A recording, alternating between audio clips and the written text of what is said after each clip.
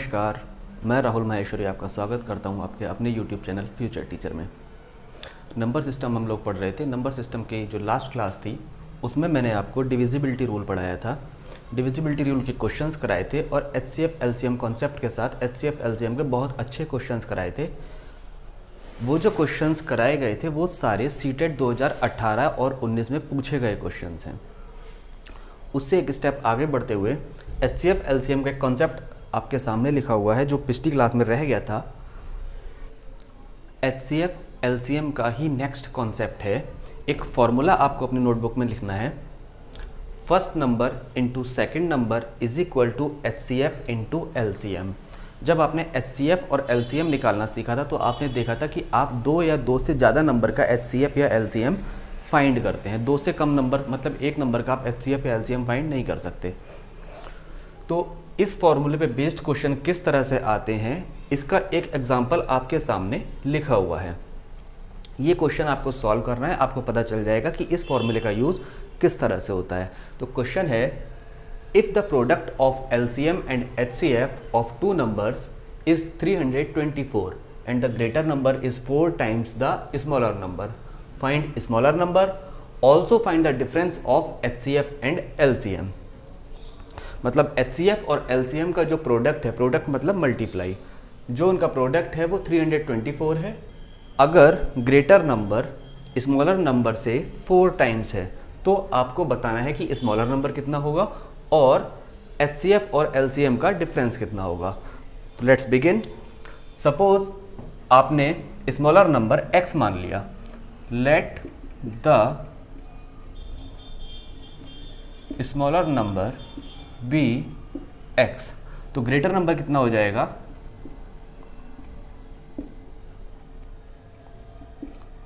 4x।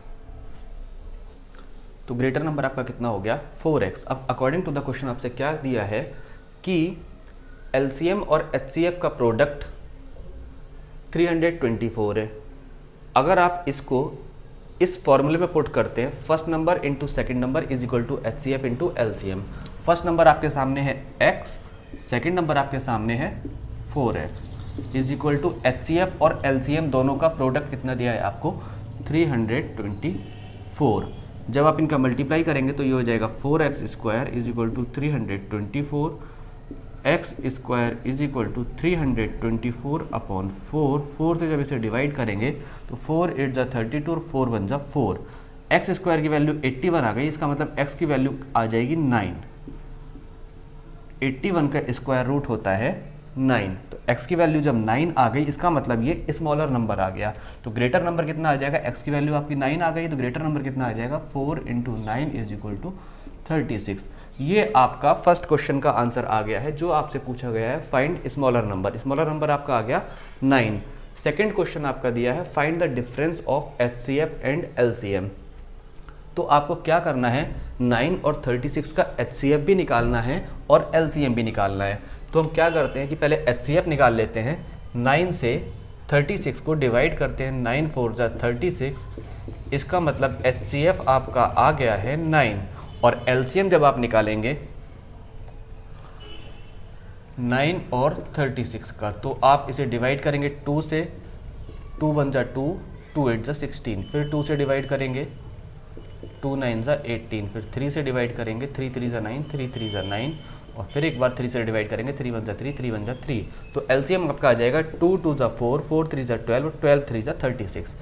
LCM आपका आ गया है 36। आपसे पूछा है difference of HCF and LCM, तो आपका डिफरेंस कितना आ जाएगा is equal to 36 minus 9 is equal to 27। ये आपका आंसर आ जाएगा। ये आपका सीटेट का पिछले सालों का क्वेश्चन है। तो उम्मीद करता हूँ कि आप इस फॉर्मूले को समझ गए होंगे और इस क्वेश्चन को भी समझ गए होंगे। एक क्वेश्चन और कराता हूँ मैं इस टाइप का जो सीटेट में पूछा गया है। नेक्स्ट क्वेश्चन आपके सामने है स्क्रीन पर। If the two numbers are x+2 and x+4, the product of their HCF and LCM is 80, find both the numbers. तो क्वेश्चन में आपको दिया हुआ है कि दो नंबर्स दिए हुए हैं x+2 और x+4। According to the formula first number और सेकंड नंबर का मल्टीप्लाई जब हम करते हैं, ये मल्टीप्लाई इक्वल आता है HCF और LCM के मल्टीप्लाई के। इट मीन्स HCF और LCM का प्रोडक्ट आपको दिया हुआ है 80। तो इसका मल्टीप्लाई कर लीजिए। x का पहले x से मल्टीप्लाई करेंगे तो हो जाएगा x स्क्वायर, प्लस x का 4 से मल्टीप्लाई करेंगे तो हो जाएगा 4x, प्लस x का 2 से मल्टीप्लाई करेंगे तब हो जाएगा 2x, प्लस 2 का 4 से मल्टीप्लाई कर देंगे तो हो जाएगा 8 is equal to 80। X square 4x और 2x ऐड होकर हो गया 6x प्लस 8, और जब 80 को इधर ले आएंगे तो माइनस का 80 हो जाएगा इज इक्वल टू में बचेगा 0। X square plus 6x minus 72 is equal to 0।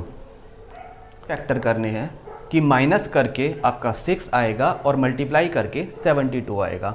Minus क्यों करना है? क्योंकि जो ये वाला नंबर है थर्ड नंबर, जिसे हम कांस्टेंट टर्म बोलते हैं, कांस्टेंट टर्म के साथ जो साइन होता है उसी के बिहाफ पर डिसाइड किया जाता है कि x के कोफिशिएंट को माइनस करके लाना है या प्लस करके लाना है। आपने देखा कांस्टेंट टर्म से पहले माइनस का साइन है, इसका मतलब x के कोफिशिएंट को माइनस करके लाना है। तो आप क्या देखते हैं कि 12 में से जब आप 6 लेस करते हैं तो 6 बचता है, और 12 का और 6 का मल्टीप्लाई 72 होता है। तो x square plus 12 minus 6 into x minus 72 is equal to 0।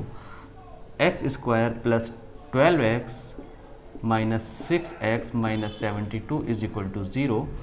x जब आप यहाँ से कॉमन लेते हैं तो यहाँ से बचता है x प्लस यहाँ से बचता है 12। यहाँ से इन दोनों में से माइनस 6 कॉमन ले लेंगे तो बचेगा x plus 12 is equal to 0। x plus 12 दोनों जगह आ रहा है तो x प्लस 12 कॉमन ले लेंगे और यहाँ से बचेगा x और माइनस 6 इज इक्वल टू 0। अब आप देखते हैं कि x प्लस 12 और x माइनस 6 दोनों की वैल्यू 0 आ रही है। अब आप क्या करेंगे, इन दोनों को अलग अलग लेंगे। x प्लस 12 की वैल्यू 0 और x माइनस 6 की वैल्यू 0। x की वैल्यू यहाँ से आएगी माइनस का 12 और यहाँ से x की वैल्यू आएगी 6। नेगेटिव वैल्यू को आप इग्नोर करेंगे, पॉजिटिव वैल्यू आप कंसिडर करेंगे। तो x की वैल्यू जब यहाँ से 6 आ गई तो आपके नंबर्स क्या क्या थे, x plus 2 and x plus 4। x plus 2 का मतलब हो गया 6 प्लस 2 इज इक्वल टू 8 और x प्लस 4 का मतलब हो गया 6 प्लस 4 इज इक्वल टू 10। तो आपके नंबर्स हो गए 8 एंड 10। जो क्वेश्चन आपसे पूछा गया था क्वेश्चन आपका पूरी तरह सॉल्व हो गया है। What find both the numbers. तो नंबर्स आ गए आपके 8 एंड 10। उम्मीद करता हूँ कि आप इस क्वेश्चन को अच्छी तरह से समझ गए होंगे।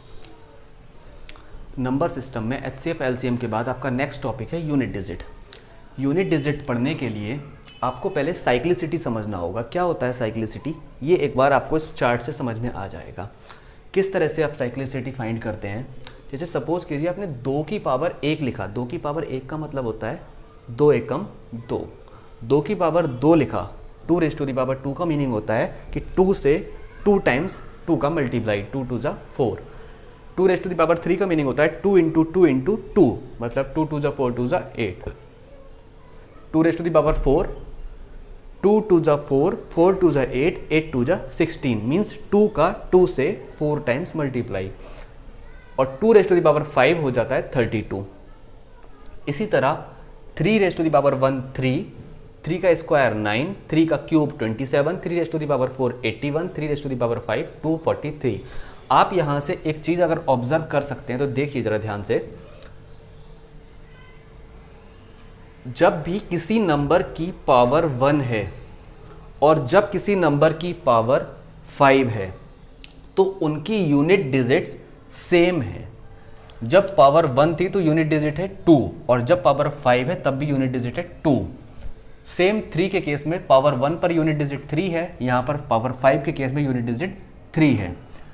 4 के केस में यूनिट डिजिट 4 4, 5 के केस में यूनिट डिजिट 5 5, 6 के केस में यूनिट डिजिट 6 6, 7 के केस में 7 7, 8 के केस में 8 8, 9 के केस में 9 और 9। इसका मतलब ये है कि जब आप किसी भी नंबर की पावर 4 तक करते हैं तब तक उनकी यूनिट डिजिट्स चेंज होती हैं, लेकिन जब 4 के बाद आगे बढ़ते हैं तो वो साइकिल रिपीट होना स्टार्ट हो जाती है। मतलब क्या है कि जो पावर आपकी 1 पावर पे रही होगी माफ़ कीजिए, जो यूनिट डिजिट आपकी 1 पावर पे रही होगी वही यूनिट डिजिट आपकी 5 पावर पे आएगी। जो यूनिट डिजिट आपकी 2 पावर पे रही होगी वही यूनिट डिजिट आपकी 6 पावर पे आ जाएगी। इसका मतलब ये है कि 4 पावर बढ़ने के बाद यूनिट डिजिट रिपीट होना स्टार्ट हो जाती है। इसका मतलब इन सारे नंबर्स की साइक्लिसिटी होती है 4। साइक्लिसिटी का मीनिंग ही है कि एक साइकिल कितनी पावर के बाद कंप्लीट हो जाती है। तो 4 पावर के बाद एक साइकिल कंप्लीट हो जाती है। 4 पावर तक आप देखेंगे नंबर चेंज हो रहा है। 2 raise to the power 1 2, 2 raise to the power 2 4, 2 raise to the power 3 8, 2 raise to the power 4 16 और फिर से यूनिट डिजिट रिपीट हो गई 2 रेज़ टू द पावर 5 पर जाकर। इसका मतलब 4 पर साइकिलिंग रिपीट हो जाती है। किसी भी नंबर को आप देख लीजिए, सपोज कीजिए 7 की पावर आप 1 देख रहे हैं तो 7 की पावर 1 है 7, 7 की पावर 2 है 49, 7 की पावर 3 है 343, 7 की पावर 4 है 2401। आपने देखा यहाँ 7 था, यहाँ 9 था, यहाँ 3 था, यहाँ 1 था, लेकिन अब फिर से यूनिट डिजिट रिपीट होना स्टार्ट हो गई, वापस से 7 आ गई। इसका मतलब इन सारे नंबर्स की पावर की साइक्लिसिटी 4 है। अब आपको साइक्लिसिटी कैसे समझनी है, आपको इतना लंबा चौड़ा चार्ट इसलिए बनाया था मैंने ताकि आप किसी भी नंबर की साइक्लिसिटी चेक कर पाएँ। अब मैं आपको शॉर्टकट में साइक्लिसिटी बताता हूँ कि किस तरह से साइक्लिसिटी चेक करते हैं। आपके सामने कुछ क्वेश्चंस लिखे हुए हैं। इन चारों क्वेश्चंस में आपको यूनिट डिजिट फाइंड करनी है। यूनिट डिजिट आप किस तरह से फाइंड करेंगे, देखिए जो सबसे लास्ट डिजिट होगी किसी भी नंबर की, सबसे लास्ट मतलब राइट से सबसे पहली डिजिट। यहाँ पर तो सिर्फ एक ही नंबर दिया हुआ है 9, इसकी पावर को आप 4 से डिवाइड कर देंगे। इसकी पावर को 4 से डिवाइड कर देंगे। जब इसकी पावर को 4 से डिवाइड करेंगे तो 4 1 जा 4, आपका रिमाइंडर बचता है यहाँ पर 2। जो रिमाइंडर बचेगा उस पावर के साथ इस नंबर को लिख देंगे। समझ आया आपको? 6 को आपने 4 से डिवाइड कर दिया तो एक बार साइक्लिसिटी कंप्लीट हो जाएगी, मतलब 4 1 जा 4, एक बार 4 पावर पूरी तरह से निकल जाएगी। फिर कितनी पावर बचेगी, 2 पावर बचेगी। जो रिमाइंडर बचेगा पावर का वही यहाँ लिखा जाएगा। अब आप इसका स्क्वायर कर सकते हैं आसानी से, 9 9 जा 81 होता है, तो यूनिट डिजिट आपकी हो जाएगी 1। सेकंड क्वेश्चन देखिए, जब पावर सिंगल डिजिट में दी हुई थी तब तो आपने डायरेक्ट डिवाइड कर दिया पावर को, लेकिन अगर इतनी लंबी चौड़ी पावर दी हुई है तो आपको सिर्फ लास्ट की 2 डिजिट में 4 से डिवाइड करना है। ये लास्ट की 2 डिजिट में आप अगर 4 से डिवाइड कर देंगे तो 4 1 जा 4, 4 1 जा 4, रिमाइंडर बचा 1। इसका मतलब 7 की पावर 1 जितनी होगी उसकी यूनिट डिजिट जितनी आएगी उतनी यूनिट डिजिट इस पूरे बड़े से नंबर की आएगी। 7 की पावर 1 का मतलब होता है 7 और यूनिट डिजिट होगी 7। समझ पाए आप? नेक्स्ट क्वेश्चन, इस बड़े से नंबर में भी जितनी बड़ी पावर दी है सिर्फ लास्ट की 2 डिजिट को ही 4 से डिवाइड करना है। 4 7 जा 27, मतलब रिमाइंडर कुछ नहीं बचा, रिमाइंडर बचा 0। जब भी रिमाइंडर 0 बचेगा तब आप उसकी पावर 4 मान लेंगे। इसका मतलब ये जो यूनिट डिजिट है 8, इस 8 की पावर 4 मान लेंगे। क्यों 4 मान लेंगे? क्योंकि इसकी पावर 0 है और 0 का मतलब कुछ नहीं होता। यहाँ पर आपको जब रिमाइंडर कुछ नहीं मिल रहा तो आप उसकी पावर 4 मान लेंगे। 4 पावर का मीनिंग हो गया 8 इंटू 8 इंटू 8 इंटू 8, और यहाँ से यूनिट डिजिट कितनी आ जाएगी, 8 8 जा 64, ये हो जाएगा 64 और फिर से 8 8 जा 64। जब फिर से इस 4 और 4 की मल्टीप्लाई करेंगे तो 4 4 जा 16, इसका मतलब यूनिट डिजिट आ जाएगी आपकी 6। उम्मीद करता हूँ आप इसे समझ गए होंगे। ये क्वेश्चन आपको देखने में बहुत लंबे चौड़े लगते हैं, लेकिन ये क्वेश्चन बहुत आसान होते हैं जो यूनिट डिजिट फाइंड करने वाले क्वेश्चन होते हैं। एक और क्वेश्चन आपके सामने लिखा हुआ है, इस 396 के ऊपर पावर लिखी हुई है 76543, तो आप इस लास्ट की 2 डिजिट को 4 से डिवाइड करेंगे। 4 1 जा 4 और रिमाइंडर बच गया 3। इसका मतलब ये जो लास्ट नंबर है 6 की पावर लिख देंगे आप 3। 6 इंटू 6 इंटू 6, और आपको पूरे नंबर की मल्टीप्लाई करने की भी ज़रूरत नहीं है। जैसे जैसे यूनिट डिजिट का नंबर आता रहेगा मल्टीप्लाई करके, वैसे वैसे आप उसका यूनिट डिजिट लिखते रहेंगे। 6 6 जा 36 होता है, 36 इंटू 6, फिर से 6 और 6 का मल्टीप्लाई करेंगे तो 6 6 जा 36 होता है, 36 में यूनिट डिजिट आती है 6, तो यहाँ पर भी यूनिट डिजिट आपकी आ गई 6। उम्मीद करता हूँ कि आप यूनिट डिजिट का कॉन्सेप्ट समझ गए होंगे। इस तरह के और 2-3 क्वेश्चन मैं आपको कराता हूँ कि किस तरह से क्वेश्चंस एग्जाम्स में पूछे जाते हैं। स्पेशली सीटेट में क्वेश्चन किस तरह से पूछे गए हैं आप अगले 2-3 क्वेश्चन में उसको समझ जाएंगे। और कुछ क्वेश्चंस आपके सामने लिखे हुए हैं, बहुत अच्छे क्वेश्चंस हैं, बहुत इजी क्वेश्चंस भी हैं, सीटेट में पूछे हुए क्वेश्चन हैं। इस तरह के क्वेश्चन सीटेट में पूछे हुए हैं और यूपी टेट में भी पूछे हुए हैं। बहुत ध्यान से अगर आप इन्हें सॉल्व करोगे तो क्वेश्चन बहुत आसान है, बस थोड़ा सा ध्यान लगाने की ज़रूरत है। देखिए फर्स्ट क्वेश्चन किस तरह से सॉल्व करेंगे। मैंने आपको बताया कि साइक्लिसिटी 4 पावर के बाद रिपीट होने लगती है। इसका मतलब आपको इस पावर को 4 से डिवाइड करना है। जब 4 से डिवाइड करेंगे तो 4 7 जो 28 होता है और यहाँ है 29, इसका मतलब रिमाइंडर बचा 1। तो जो इस नंबर की यूनिट डिजिट है आप इस यूनिट डिजिट के ऊपर उतनी ही पावर लगा दीजिए जितना कि रिमाइंडर बचा है। बाकी का क्वेश्चन एज इट इज़ नोट कर दीजिए। 3 की पावर 1 का मतलब होता है 3 - 1 = 2।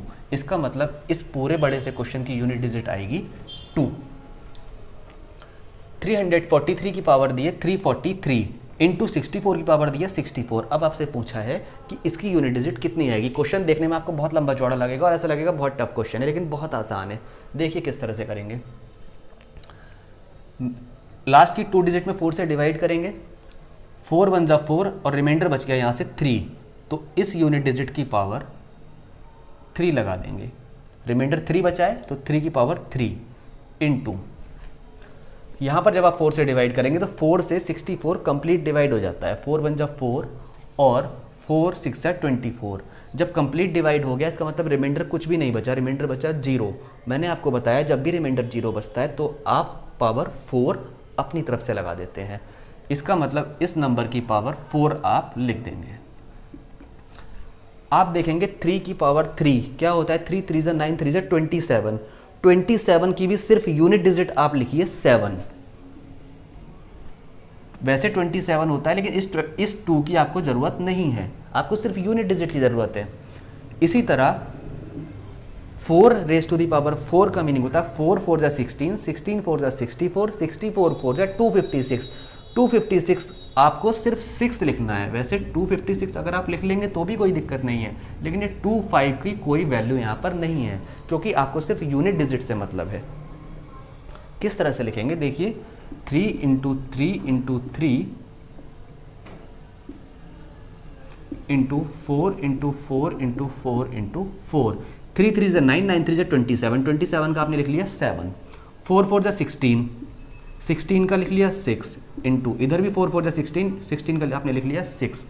7 6 = 42, 42 का आपने लिख लिया 2 और इंटू 6 6 2 = 12 का आपने लिख लिया 2। तो यूनिट डिजिट लास्ट में आ जाएगी आपकी 2। यहाँ से यूनिट डिजिट कितनी आ जाएगी आपकी 7 6 = 42, 42 में यूनिट डिजिट आती है 2, तो यूनिट डिजिट हो गई आपकी 2। समझ पाए आप मेरी बात, मैंने किस तरह से बताया। उम्मीद करता हूँ आप समझ गए होंगे। अगला क्वेश्चन देखिए,